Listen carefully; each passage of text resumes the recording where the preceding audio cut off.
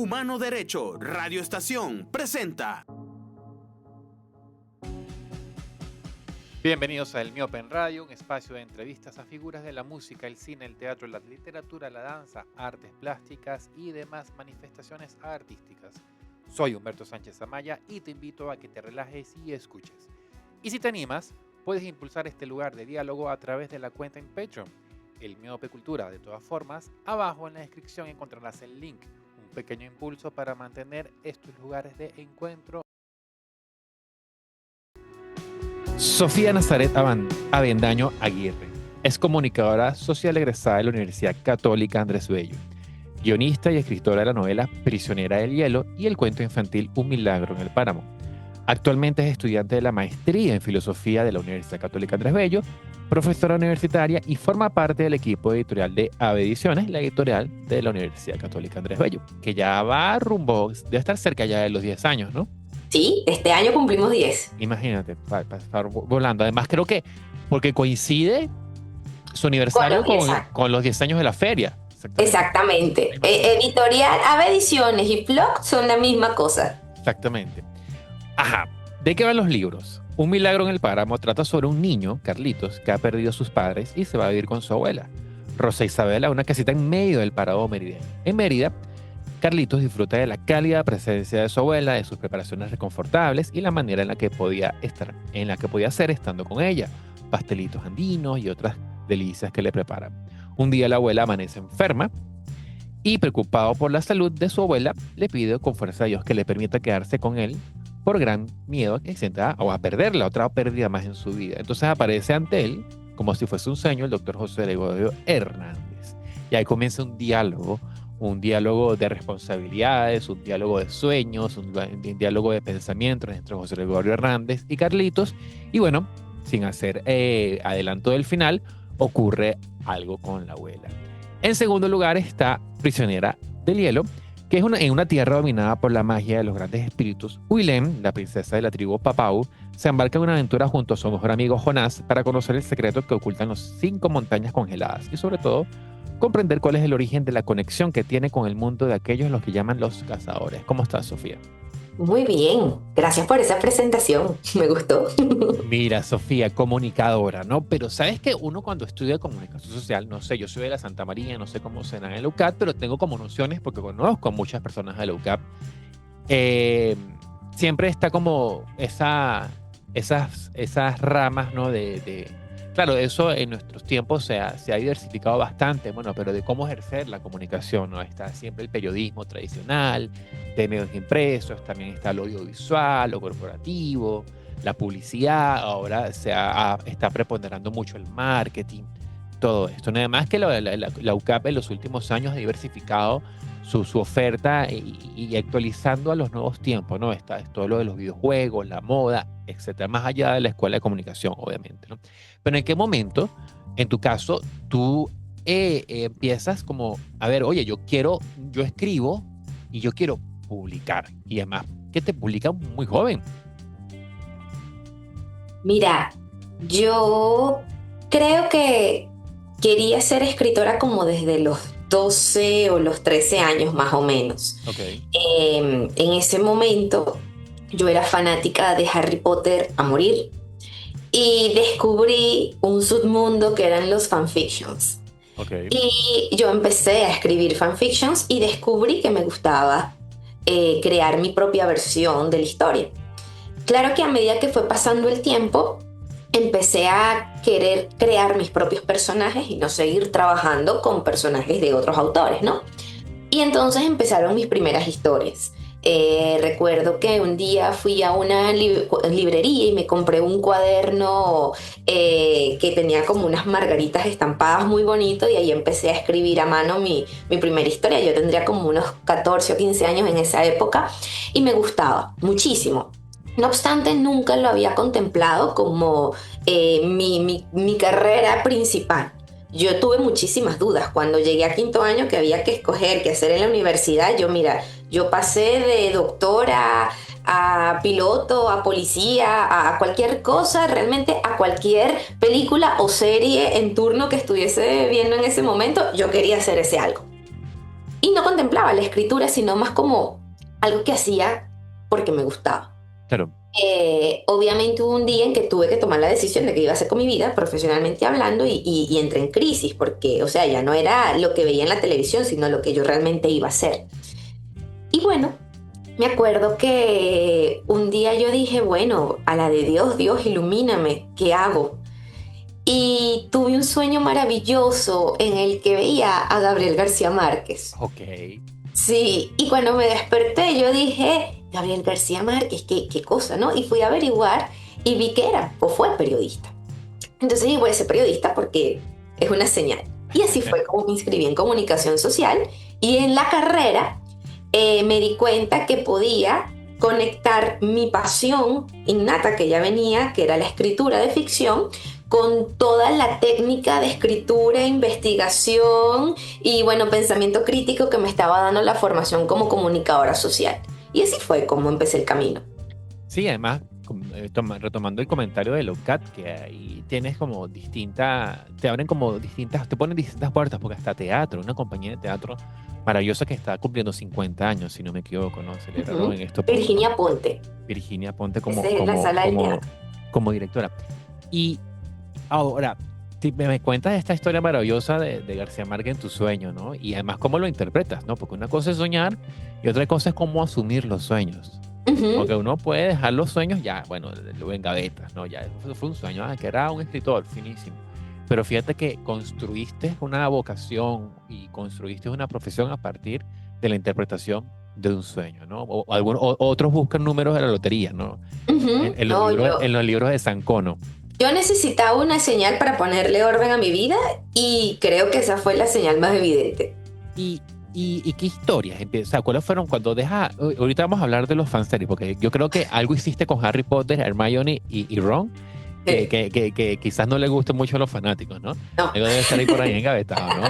Pero cuando empezaste a crear tus propios personajes, ¿qué fueron esos? ¿Quiénes fueron estos personajes? ¿Dónde están estos personajes ahorita? ¿Siguen engavetados? ¿O es Carlitos, por ejemplo? No lo sé.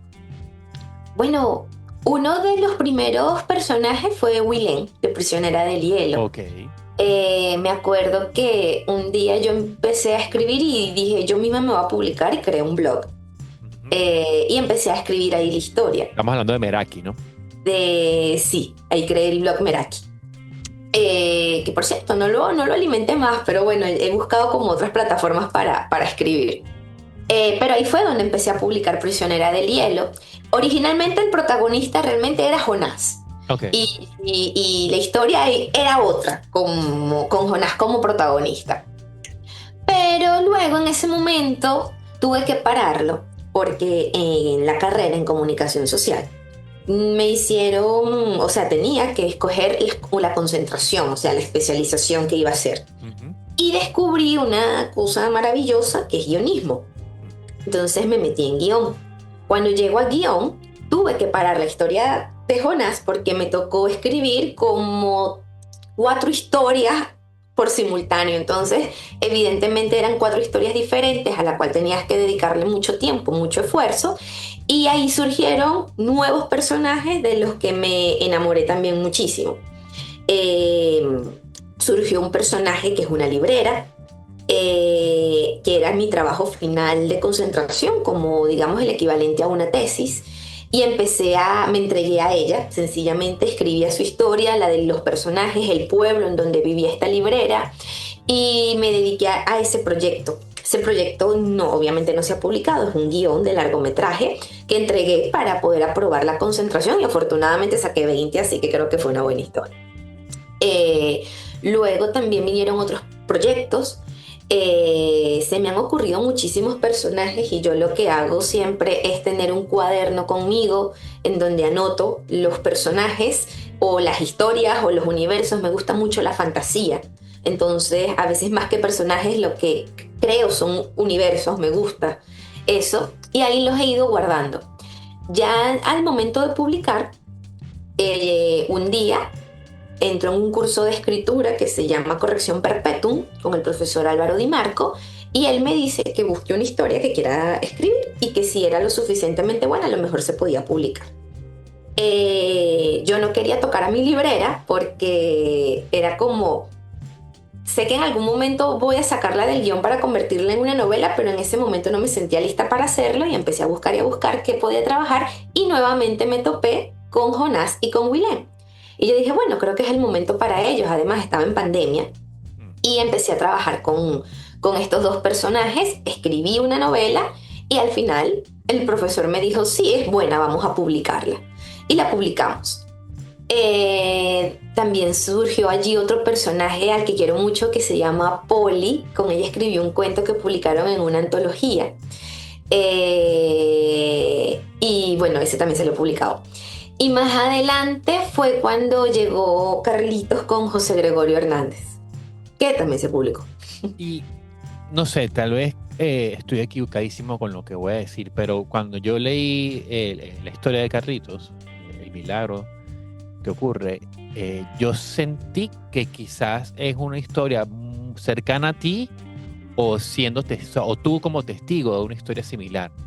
No sé por qué tuve ese pálpito, ¿no? Cuando leí. Es un pálpito correcto. Bueno, primero, yo creo que es difícil ser escritor y que cada una de las cosas que escribas no tenga algo de ti. O sea, es un proceso muy íntimo, ¿no? Entonces, evidentemente, siempre hay algunas cosas personales. Pero en el caso particular de Un milagro en el páramo, sí surgió por una experiencia personal. Primero, en el 2020, yo me enfermé y se me durmió como la mitad del cuerpo. Fue un momento bastante incómodo, eso fue en diciembre. Mi abuela materna, ella se llamaba Zoila, ella siempre fue muy devota de José Gregorio Hernández y ella siempre me decía que siempre que me sintiera mal le pidiera a José Gregorio Hernández. En ese momento, en la emergencia, no sabían si tenía el síndrome de Guillain-Barré o pensaron que podía ser incluso un tumor en el cerebro y evidentemente cuando yo escuché tumor cerebral yo dije me voy a morir y entré en crisis. Y en esa crisis me acordé de José Gregorio Hernández y yo le dije, José Gregorio Hernández, si yo no tengo un tumor y no me muero, yo te hago un libro. Wow. De verdad. Y le digo, por favor. Y gracias a Dios no fue ni el Guillain-Barré, fue ni el tumor cerebral, fue otra cosa que se podía tratar. Claro. Tuve que hacer una rehabilitación, otras cositas, pero realmente no era nada mortal. Y bueno, yo tengo palabra. Entonces yo dije, le voy a hacer el cuento. Ahora, ¿qué pasa? Yo en ese momento dije un libro, y digo, bueno, le hago una biografía, yo no sabía muy bien qué, yo me metí en ese paquete, pero después no sabía cómo solucionarlo. Y hubo un día en que estaba revisando las biografías y yo dije, hay demasiadas biografías, o sea, que esto no tiene nada de especial. Yo prefiero escribir un cuento. Y yo misma digo, te voy a hacer un cuento. Y un cuento va a ser. Y agarré cositas de mi vida. El nombre de la abuela Rosa Isabel es la combinación de los nombres de mis dos abuelas. Soy la Rosa y Dora Isabel, usé los segundos nombres y ahí nació Rosa Isabel. El páramo, porque mi familia paterna es de Mérida y yo tengo una conexión muy profunda con ese estado, específicamente con el páramo. Y lo que hice fue tomar cositas que hacían mis abuelas, las arvejas, las arepas, las cositas bordadas y construí esa imagen de ese lugar que siempre ha sido, digamos, como mi propio refugio.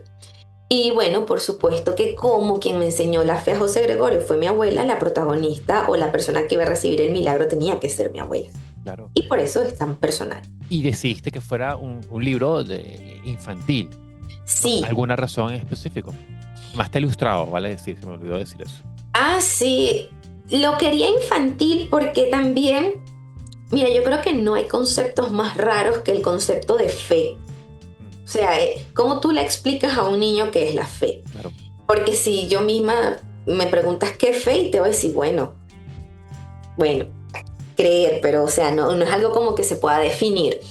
Y también otros conceptos, el lidiar con la muerte, también eso había coincidido con la muerte de dos de mis tíos y era como que, wow, ¿cómo yo le puedo explicar a alguien esto?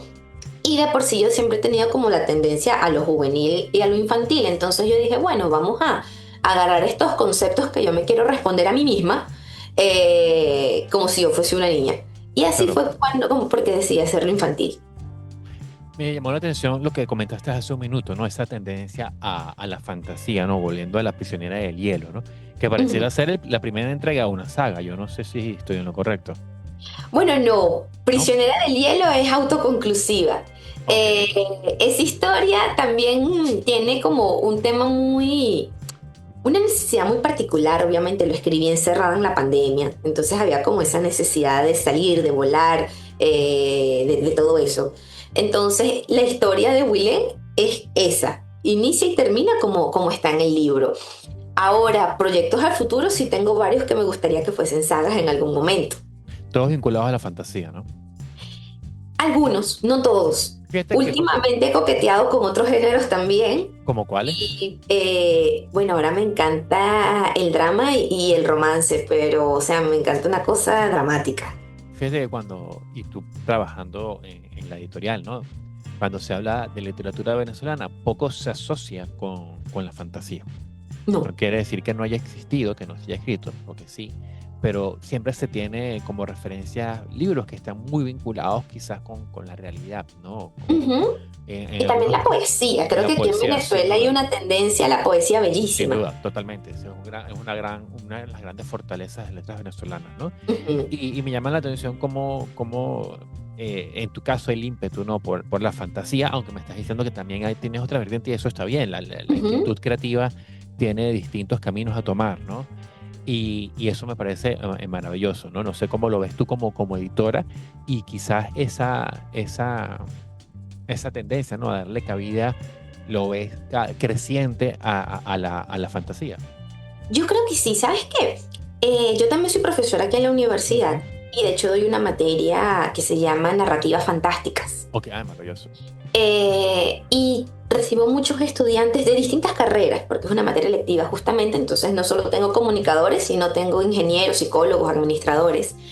Y mira, tengo unos muchachos que hacen unas historias tan maravillosas, pero ¿sabes qué? Ni te imaginas el tamaño de las historias que me han llegado. O sea, tengo muchachos que hacen desde una fantasía sutil, que parece más bien un realismo mágico muy bien armado, a otros que me hacen unas sagas épicas, inspiradas obviamente en El Señor de los Anillos o en Juego de Tronos. Y Claro. son historias muy buenas, muy crudas también.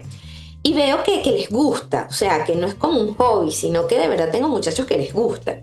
Entonces creo que sí hay como un futuro de una narrativa fantástica venezolana que puede ser muy buena. Evidentemente tenemos que buscar los espacios.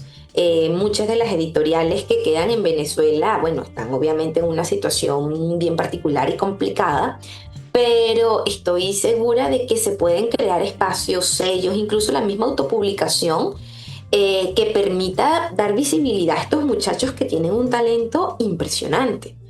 Y también veo otros colegas profesores que escriben fantasía. Por lo menos uno de mis amigos más queridos, él se llama Dorian Cartagenas, él publicó una antología también con la misma editorial con la que yo hice Prisionera del Hielo, y el talento que tiene este muchacho es impresionante. Entonces creo que sencillamente es cuestión de que los espacios se abran y no tener miedo los que escribimos fantasía y mostrarlo, porque a veces pasa que hay géneros narrativos como el fantástico que la gente los ve así como géneros poco serios Sí, y realmente no lo son. O sea, para nada. muchas veces una historia de fantasía es muy dura y cruda y profunda, ¿no? Porque a mí me parece que el género fantástico realmente lo que es una gran metáfora. Bueno, para muestra, ¿no? Uno, con remitirse al Señor de los Anillos y todas las interpretaciones políticas, espirituales que hay alrededor, o Narnia, incluso reflexiones Ujú, teológicas que puede tener las crónicas de ujú. Narnia, ahí hay un potencial para todo tipo de discusiones y reflexiones. Totalmente, totalmente. Por lo menos, mira, Narnia tiene evidentemente un componente cristiano muy fuerte, muy bello.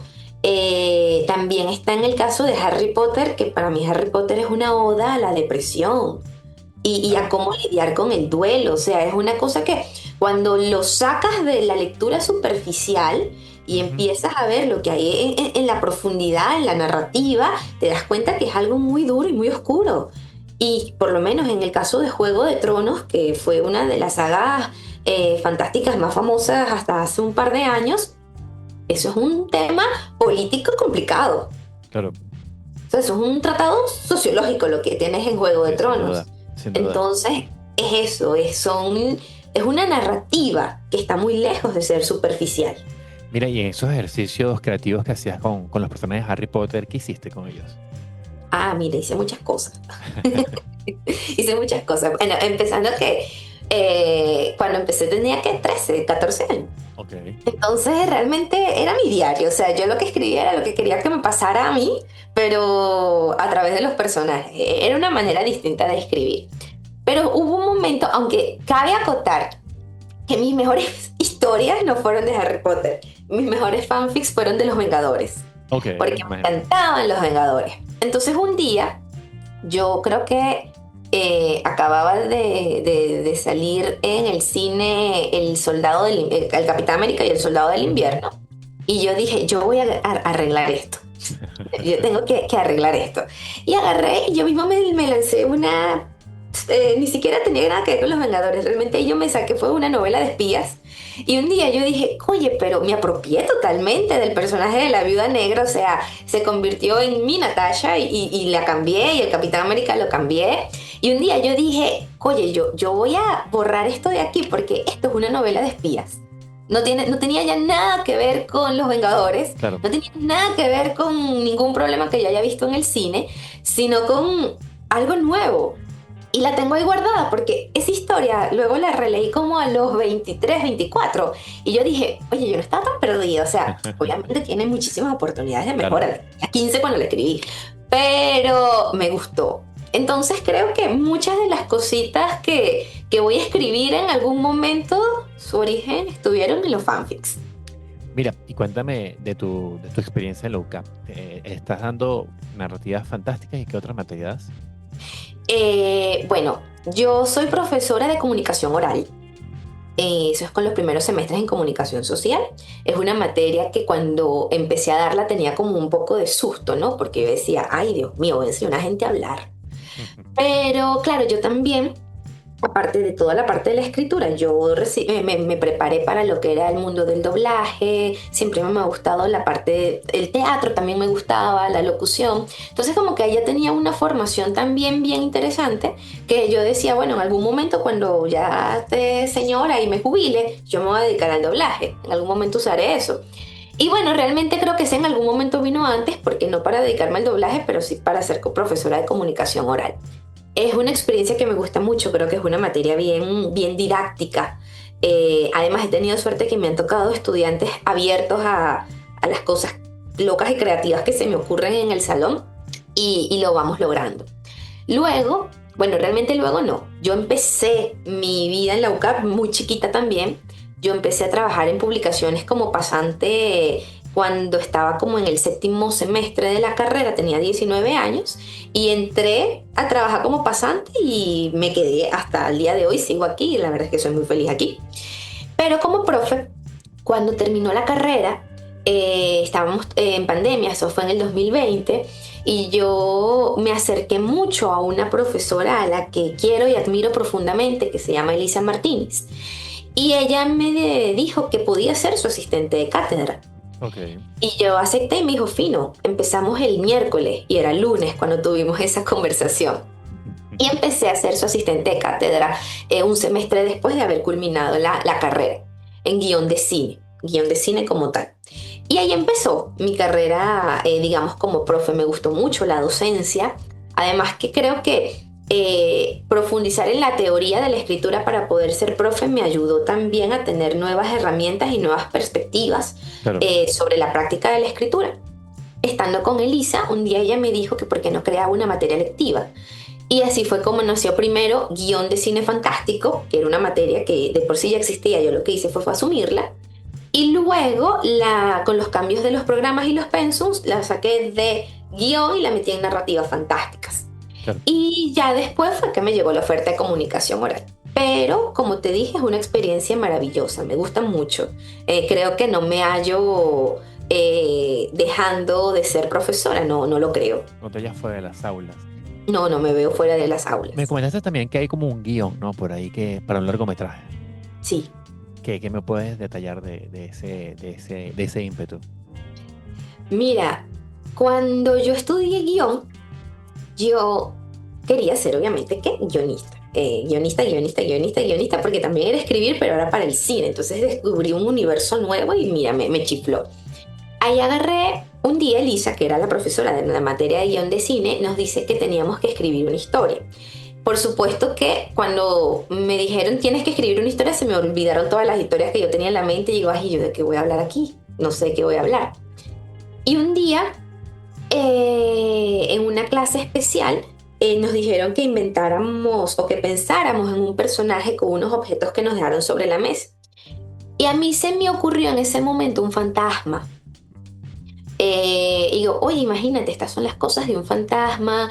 Y empecé a coquetear con el fantasma y le digo, ajá, ¿y dónde vive el fantasma? El fantasma vive en una librería y el fantasma es muy culto y claro, obviamente yo me enamoré de mi fantasma, pero yo digo, ok, pero necesito a alguien vivo para este fantasma, para que ocurra la historia. Y así fue como empezó a surgir la historia de la librera. Evidentemente, la librera trabaja en la librería en donde vive el fantasma.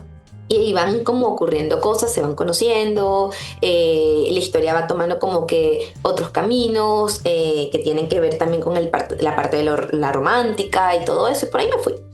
Hice un guión, la verdad es que creo que lo escribí bastante rápido porque me gustó mucho esa historia y lo tengo allí. En este momento no sé a quién mostrárselo, quisiera mostrárselo a una productora, que Netflix lo vea, se enamore y me diga que lo va a producir, pero bueno, por el momento no ha pasado, pero tengo fe que eso va a pasar. Y también tengo otros guiones que hice tanto en la carrera como por fuera, porque participé en un diplomado con la Cámara Nacional del Cine Mexicano de guión cinematográfico. Y ahí también tuve que escribir varios guiones, esos eran guiones más para telenovela. Que la telenovela me parece que es un universo maravilloso. Yo creo que jamás pude haber pensado en que iba a escribir telenovela y cuando llegué al diplomado me di cuenta que me encantaba la telenovela. Y entonces ahí también surgieron nuevas ideas y nuevos proyectos que también tengo allí esperando una oportunidad. Fíjate que qué curioso lo que me cuentas, esa alabanza a la telenovela, ¿no? Porque por lo general en círculos intelectuales, en círculos creativos, ¿no? Escritores, cineastas, siempre se ha visto, ¿no? Desde los 70, 80, con desdén la telenovela, con las excepciones que, bueno, si es una telenovela escrita por Cabrujas es otra cosa, ¿no? Pero está como siempre ese chip, ¿no? Y me he encontrado personas, no sé qué edad tiene Sofía, pero personas de menos 27. de 30 años. ¿Perdón? 27. Personas de menos de 30 años que no vivieron ese esplendor de la telenovela, porque, bueno, se habían venido menos los canales de televisión, el cierre de STV y todo esto, pero tienen como un afán de investigar y de reivindicar, ¿no? El género, y me parece maravilloso. Sí, mira, yo de chiquita vi novelas. En mi casa me acuerdo que veíamos, la primera novela que me acuerdo es Mi Prima Ciela. Ok, claro. Es la Con Mónica Spear, ¿no? me acuerdo completa y yo habré tenido como unos 7 años cuando eso, capaz un poquito menos. Y me gustaban, yo veía las novelas con mi mamá, las veía con mi abuela, con la vecina, o sea, también que era como un rito, ¿no? Sentarse todos alrededor de la televisión a ver la telenovela. Y me acuerdo que hasta uno peleaba. Mi abuela siempre, cuando a alguien le caía mal, decía el perro ese para hablar del malo de la telenovela.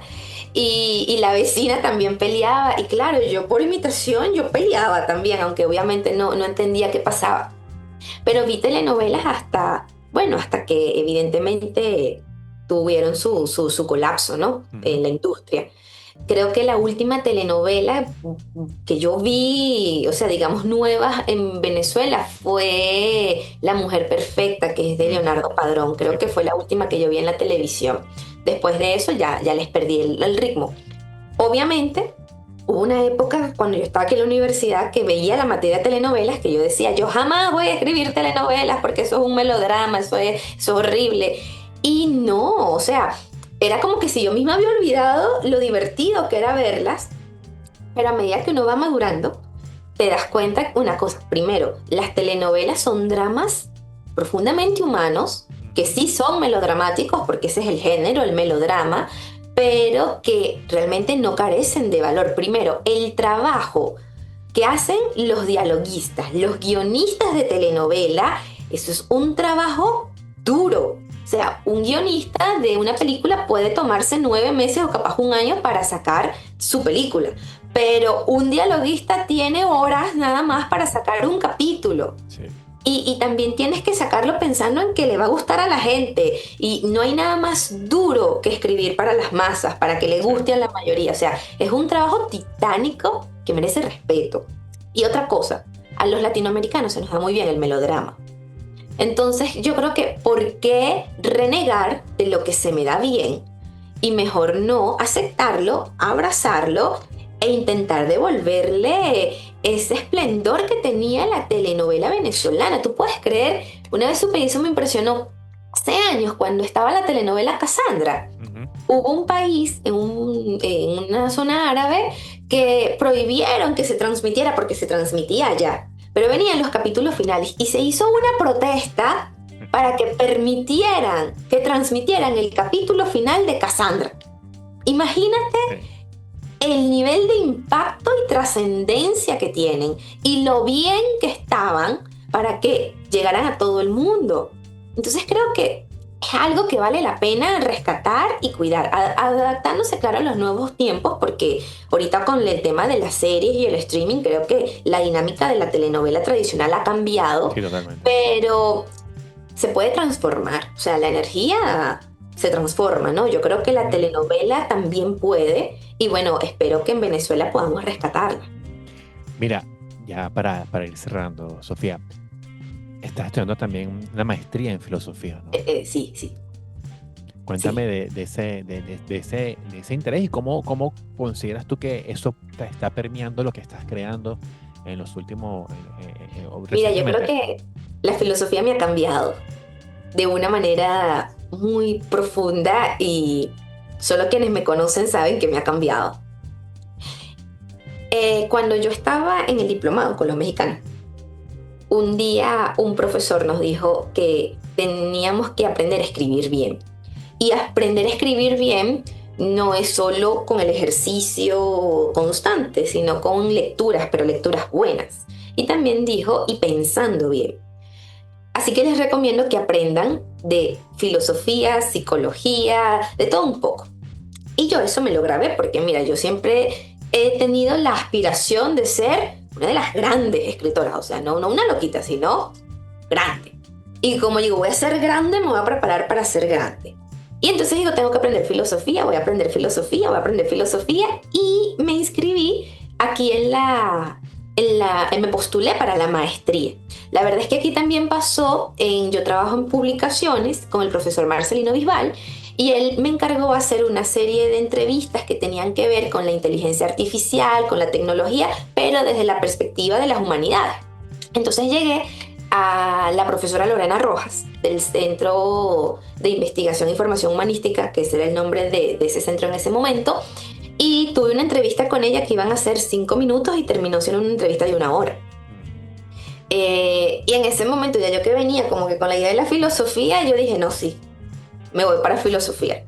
Y me postulé, me aceptaron y empecé. Al principio yo estaba como una loquita perdida, porque, o sea, primero, la mayoría de mis compañeros eran mayores. Estaba con señores que ya tenían como toda una vida y un conocimiento, y yo venía así como, bueno, estoy aquí, yo quiero aprender. Y me topé con textos que no entendía, y los leí, y yo, Dios mío, no entiendo esto. Pero a medida que fue pasando el tiempo, también que conté con profesores, o cuento, porque todavía estoy aquí, con profesores maravillosos. Cada uno, todos los que me han tocado han sido maravillosos y muy pacientes. De hecho, creo que por lo menos 3 profesores en algún momento, con distintas palabras, pero me dieron la misma frase: calma, con este gesto, calma, que en algún momento lo entiendes. Y bueno, ha pasado el tiempo, empecé a entender las lecturas. Me enamoré de Platón. Ahorita tengo una relación romántica con Platón muy, muy fuerte. Y sí creo que la filosofía me ha dado una nueva manera de ver las cosas. Evidentemente me falta muchísimo por aprender, ¿no? Pero sí creo que ya empiezo a notar que esa calma ya como que ha ido llegando.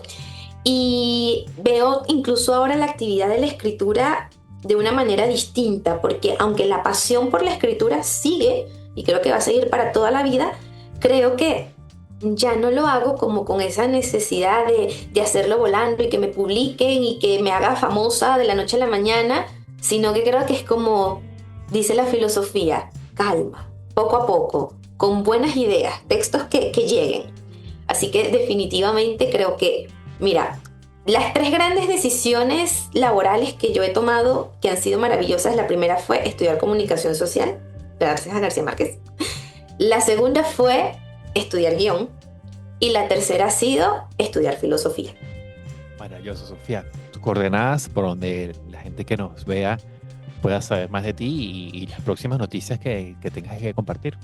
Bueno, mi Instagram es snavendano98. Allí siempre publico y reviso la información. No utilizo X. Realmente no soy muy buena en eso, pero en Instagram estoy ahí totalmente disponible y siempre estoy aquí en la UCAP. Buenísimo, Sofía. Un placer. Ay, fue un placer y muchas gracias a ti por la invitación y el espacio. Seguro. Chau. Feliz día. Chao. Igual.